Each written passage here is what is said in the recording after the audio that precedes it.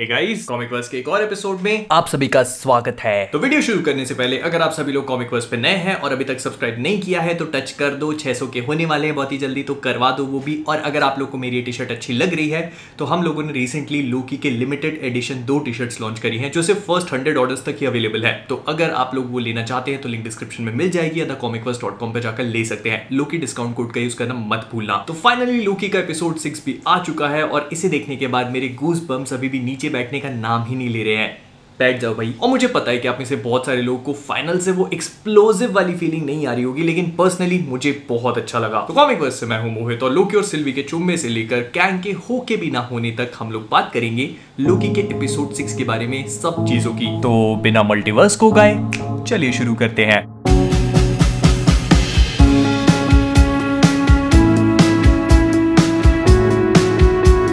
तो देखो, पहले ही बता रहा हूं कि इस वाले एपिसोड में इतने ज्यादा ईस्टर एग्स नहीं है, लेकिन एक्सप्लेन करने को बहुत सारी चीजें हैं, क्योंकि मार्वल वालों ने 20 मिनट में हमारे ऊपर इतना बोझा डाल दिया जितना हमारे स्कूल वाले 10th पार करने के बाद 11वीं में डाल देते हैं। तो सबसे पहले एपिसोड की शुरुआत एमसीयू के उसी वाले लोगो से होती है जो मार्वल लिखा हुआ आता है, लेकिन यहाँ पर हमें मार्वल के जितने भी आइकॉनिक डायलॉग्स हैं वो सारे के सारे सुनने को मिलते हैं। और इसके पीछे का रीजन इतना बढ़िया है कि वो जो मार्वल का पूरा लोगो आ रहा है वो सीक्रेट टाइमलाइन से होके निकल रहा है, जो एक टनल की तरह पोर्ट्रे करी गई है और वो एक सर्कल में घूम रही है एक कैसल के बीच में, जो इस पूरी चीज को कंट्रोल कर रहा है। और लोकी के एपिसोड 6 में इस चीज को बहुत ही स्मूथली बता दिया गया कि ये कैसल और टीवीए इस पूरी सीक्रेट टाइमलाइन और इस टाइम के बियॉन्ड एग्जिस्ट करते हैं, मतलब उसके बाहर एग्जिस्ट करते हैं। और इस कैसल के दोनों गेट्स के साइड में आवर ग्लास रखे हुए हैं और ऐसे ही लोगोस हमने टीवीए में हर कहीं पर देखे थे। फिर इसके बाद सिल्वी थोड़ा सा कॉन्शियस होने लगती है, नर्वस होने लगती है, तो लोकी उससे कहता है कि अगर वो नहीं चाहती है करना तो वो लोग वापस लौट सकते हैं। लेकिन सिल्वी उससे कहती है कि जब लोकी पैदा भी नहीं हुआ था वो उससे पहले प्रून कर दी गई थी। और जो लोग इस चीज को लेकर थोड़ा भी कंफ्यूज है तो मैं उनको एक्सप्लेन कर देता हूँ कि लोकी एक मेल कैरेक्टर पैदा होना था, लेकिन तब सिल्वी एक फीमेल पैदा हो गई थी, इसलिए टीवीए वालों ने आके उसे प्रून करा, मतलब लौंडा बनना उसकी डेस्टिनी थी और वो लड़की बन गई। तो इसी वजह से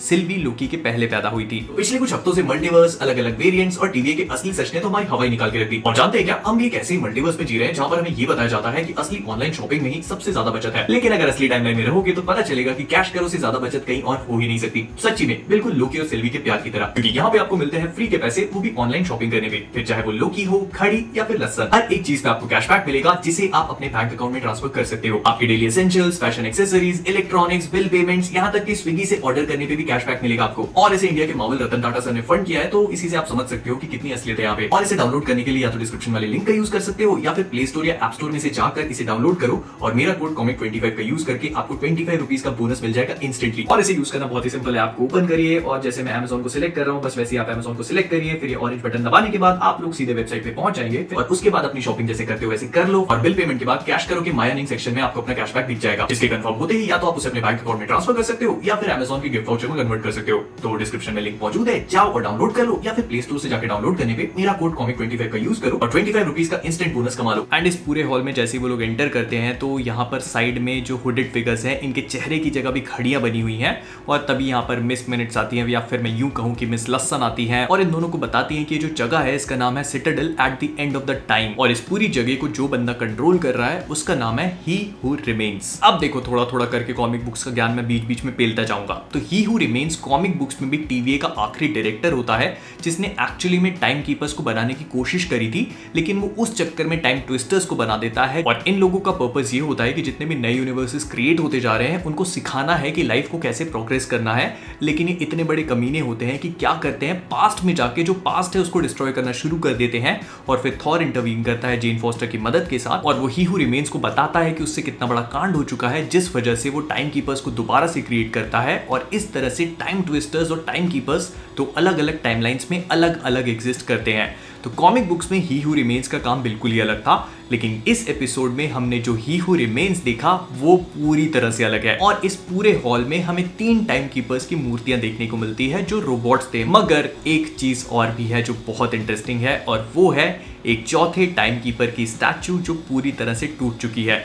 अब मैंने पहले भी अपने वीडियोस में बताया था कि कॉमिक बुक्स में 3 टाइम कीपर्स नहीं बल्कि 4 टाइम कीपर्स होते हैं, जिसमें से चौथा और कोई नहीं बल्कि हमारा अपना कैंग द कॉन्करर है। और ये तीनों टाइम कीपर्स उसके इंटेंशंस को भांपने के बाद उसे कैद कर देते हैं। अब लिफ्ट के दरवाजे खुलते ही हमें पता लगता है कि इस पूरे कांड के पीछे ही हु रिमेन्स नाम का बंदा है। अब इस ही हु रिमेन्स को जिस एक्टर ने पोर्ट्रे किया है उसी सेम एक्टर को एंटमैन 3 के लिए कास्ट किया गया है एज कैंग द कॉन्करर, जो उस मूवी का मेन विलन होगा। और मुझे पता है कि जब से लोकी चालू हुआ है तो हम सब लोगों ने कैंग द कॉन्करर को ऐसे घोल के उसकी घुट्टी बना के और पी लिया है, तो हम सबको पता है कि वो कौन है। लेकिन अगर फिर भी नहीं पता है तो चिंता मत करो, एक अलग से वीडियो में बहुत अच्छे से एक्सप्लेन करूंगा, बहुत अच्छे से। तो अब देखो, ही हु रिमेन्स और कैंग को जब एक ही बंदा प्ले कर रहा है तो मतलब बहुत ही ऑब्वियस है कि ये ही कैंग द कॉन्करर है। लेकिन इस वाले एपिसोड में ये कैंग द कॉन्करर नहीं है। मुझे पता है थोड़ा सा कंफ्यूजिंग हो गया, पर आगे एक्सप्लेन करता हूं। तो अब ही हु रिमेन्स जो बॉर्डरलाइन क्रीपी सा फील होता है, लेकिन जोनाथन मेजर्स ने इस रोल को जितना फैब्युलसली प्ले किया है मैं उतनी तारीफ नहीं कर सकता। क्या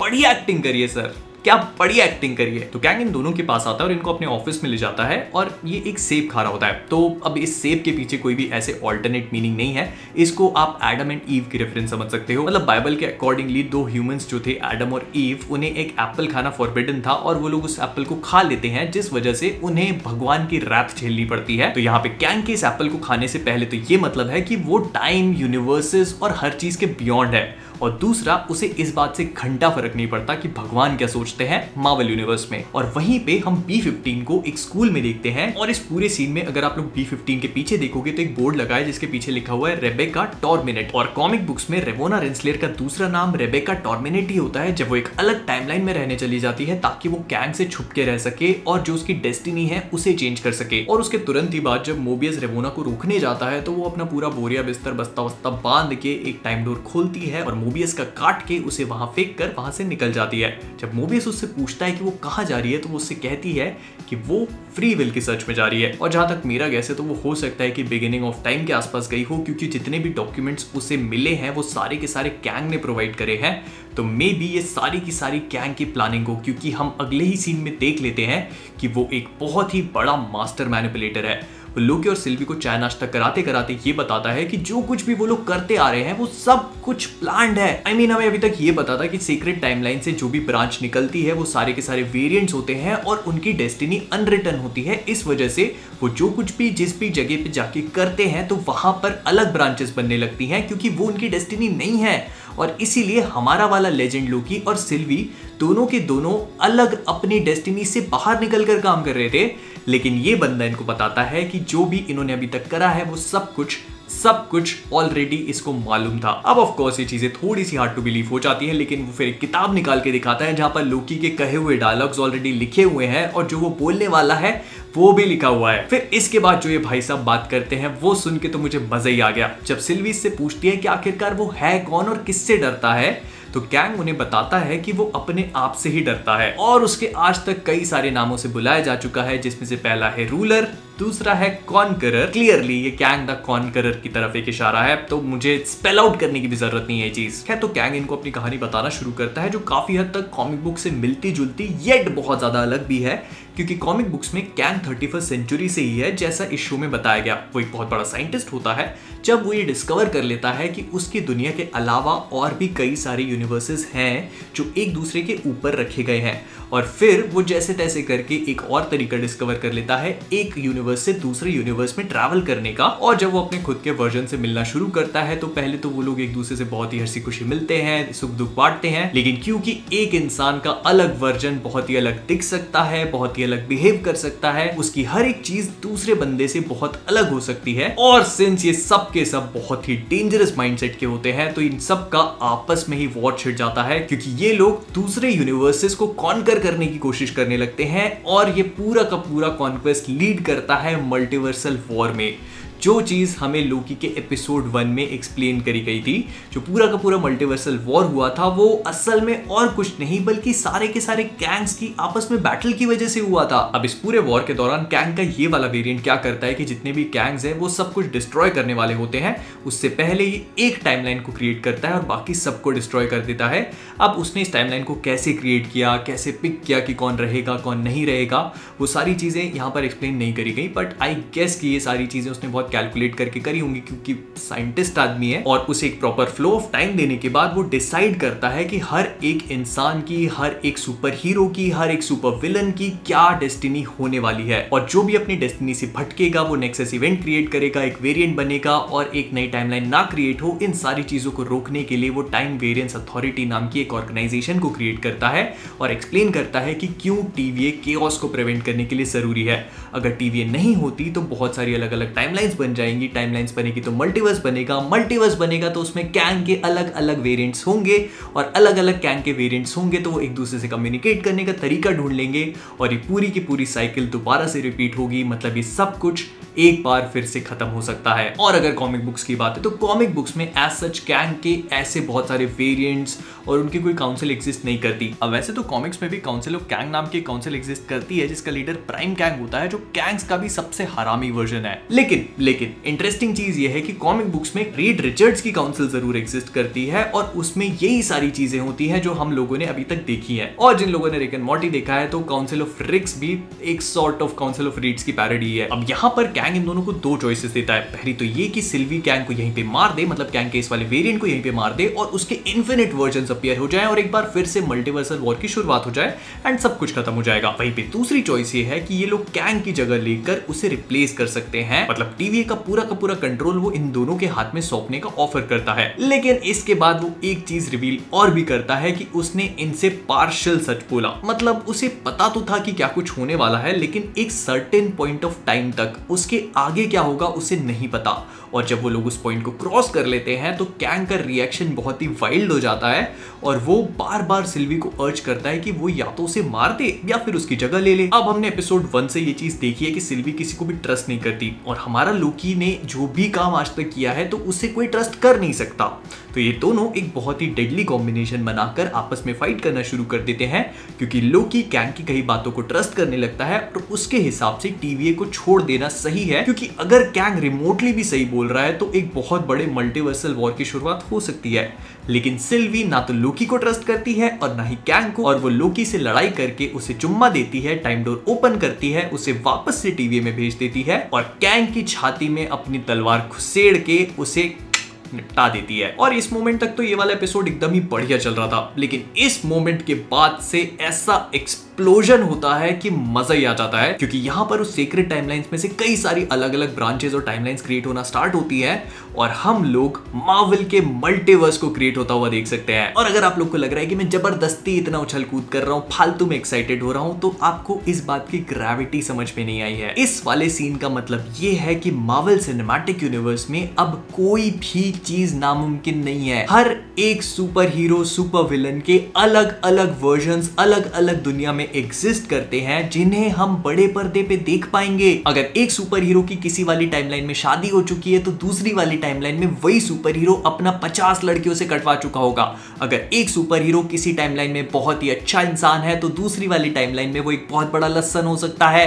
अगर एक सुपर हीरो की किसी टाइमलाइन में डेथ हो चुकी है तो दूसरी टाइमलाइन में वो वापस आ सकता है। पॉसिबिलिटीज एंडलेस हो चुकी है। और मैं वही सोच रहा था कि इतना टाइम हो चुका है, हमें स्पाइडरमैन नो वे होम का ट्रेलर देखने को क्यों नहीं मिला। अब यहाँ से बहुत ही जल्दी वो काम भी हो जाएगा और जो चीज हम लोग सोच के बैठे हैं वो उस मूवी में हमें देखने को मिलेगी, चिंता मत करो। लेकिन इसके बाद जो होता है वो और भी ज्यादा ब्रिलियंट है, क्योंकि हम लोग लोकी को टीवी में वापस आता हुआ देखते हैं और पहले तो डिसअपॉइंट हो जाता है, लेकिन वो सोचता है कि अपने मोबियस को दोबारा से ढूंढा जाए, तो वो दोबारा जाता है, मोबियस को ढूंढता है, और जब मोबियस उससे मिलता है तो वो मोबियस को सारी चीज एक्सप्लेन करता है कि वो लोग एंड ऑफ टाइम तक पहुंच गए, वहां पर उसका कैसल था, फिर वो लोग कैंग से मिले, उसको सब कुछ पता था, उसने सबकी डेस्टिनी पहले से ही लिखी हुई थी, सिल्वी ने उसे वापस भेज दिया और प्रोबेबली कैंग को मार चुकी होगी। इसका मतलब यह है कि अब उसके बहुत सारे वर्जन आने वाले होंगे जो बहुत डेंजरस हो सकते हैं। लेकिन मोबियस उससे कहता है कि आखिरकार तू है कौन भाई। और लोकी अपनी नजरें उठा के देखता है तो जहां पर पहले 3 टाइम कीपर्स की अलग अलग मूर्तियां लगी थी, वहां पर सिर्फ एक कैंग की मूर्ति लगी है, या फिर मैं यूं कहूं कि कैंग द कॉन्करर की मूर्ति लगी है, क्योंकि जिस तरह से इस बंदे ने ड्रेसअप किया है ये कैंग द कॉन्करर है। और मैंने कहा था ना कि जोनाथन मेजर्स ने जिस तरह से इस रोल को प्ले किया है वो बहुत ही काबिल तारीफ है, और उसका यही रीजन है कि अभी तक आपने जिस वाले कैंग को देखा उसकी अगली अपीयरेंस बहुत ही ज्यादा डिफरेंट होगी। मतलब सिर्फ कपड़ों वपड़ों में नहीं, उसकी पूरी पर्सनालिटी, बोलने का तरीका, एटीट्यूड, सब कुछ डिफरेंट होगा, क्योंकि वो कैंग का एक अलग वेरिएंट है। और अब समझ में आया कि लोकी के पूरे शो में हमें वेरिएंट्स और नेक्सस इवेंट्स के बारे में इतनी सारी चीजें क्यों बताई गई थी। वो लोकी और सिल्वी और लोकी के अलग अलग वेरिएंट्स को एक्सप्लेन नहीं करना चाहते थे, वो तो बस एक डिस्ट्रैक्शन था। उन्हें कैंग के अलग अलग वेरिएंट्स एक्सप्लेन करने थे, क्योंकि अब मार्वल के जितने भी फ्यूचर प्रोजेक्ट्स होंगे उनमें कैंग के अपीयर होने की पॉसिबिलिटीज बहुत ज्यादा बढ़ चुकी हैं। अब ये भाई साहब कहीं भी कैसे भी अपीयर हो सकते हैं, और जहां तक मुझे लगता है तो ये वाला कैंग चाहता है कि मल्टीवर्स बने, ब्रांचेस बनती जाए और मल्टीवर्स के बीच में एक वॉर हो। अब क्योंकि आप लोग को पता है कि मैं बोलता हूं तो बोलता ही चल जाता हूं, इसीलिए हम लोग इस वीडियो को 2 दिन लंबा नहीं बनाएंगे और यहीं पे रैप अप करेंगे। इसके बारे में जितनी भी पॉसिबल चीजें हैं, जितनी भी पॉसिबल थ्योरीज हैं, उन सब के बारे में अलग से एक वीडियो बना दूंगा मैं, जो प्रोबेबली कल सुबह तक आ जाएगा, तो वो देखना मत भूलना। और अगर किसी भी कारण से वीडियो पसंद आया हो तो प्लीज इसे लाइक कीजिए, शेयर कीजिए, सब्सक्राइब नहीं किया हो तो वो भी कर लीजिए। मुझे पता है कि शायद थोड़ा सा लंबा बन गया। एंड अगर आपको ये लोकी वाली टी शर्ट अच्छी लग रही है तो जाके comicverse.com पे ले सकते हो, 100 ही है तो ले लो। फिर इसके बाद मुझे कमेंट सेक्शन में ये चीज बताना मत भूलना कि आप सब लोगों को लोकी का ये वाला एपिसोड कैसा लगा और आगे क्या होगा, क्या लगता है, सारी की सारी चीजें कमेंट्स में बता दो। और हाँ, मैंने अपनी कॉमिकवर्स की लसन फैमिली के लिए 2 गिवअवेज करे हैं, जिसमें से पहला गिवअवे 5 लकी विनर्स के लिए है, जिनको Amazon का 200 रुपीज का गिफ्ट कार्ड मिलेगा, और दूसरे गिवअवे में आप में से किसी एक लकी विनर को मिलेगा बोट का 2000 रुपीज का स्पीकर। और इसमें पार्टिसिपेट करना बहुत ही सिंपल है, कैश करो पे साइन अप करो और कोई छोटे से छोटा ट्रांजैक्शन करो, फिर चाहे वो बिल पेमेंट्स हो, इलेक्ट्रिसिटी का पेमेंट्स हो, या फिर स्विगी से खाना मंगा लो। डाउनलोड करने के लिए लिंक डिस्क्रिप्शन में है, या फिर प्ले स्टोर पे जाके इसे डाउनलोड करो और Comic25 जो मेरा कोड है उसे यूज कर सकते हो। तो ऐश करो, कैश करो।